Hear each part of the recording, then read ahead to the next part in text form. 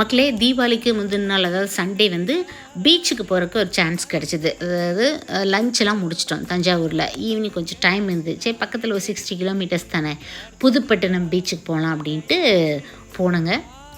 Delta beach இல்லையா, அதற்குரிய அடையாளத்தோடு தான் இருந்தது. கொஞ்சம் சங்கடமாக இருந்தது நிறைய விஷயங்கள் அந்த பீச்சில்.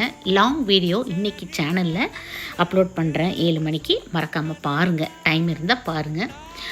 குளிக்கிறதுக்கு மனசு வரல. அங்கே வந்து ஒருத்தர் அப்படியே ரவுண்டு கட்டி சுற்றிக்கிட்டே இருந்தார். எங்கே தான் போகிறாருன்னு பார்த்தா திடீர்னு ரிவர்ஸ் கீர் போட்டு வர மாதிரி இருந்தது. உடனே எஸ்கேப்.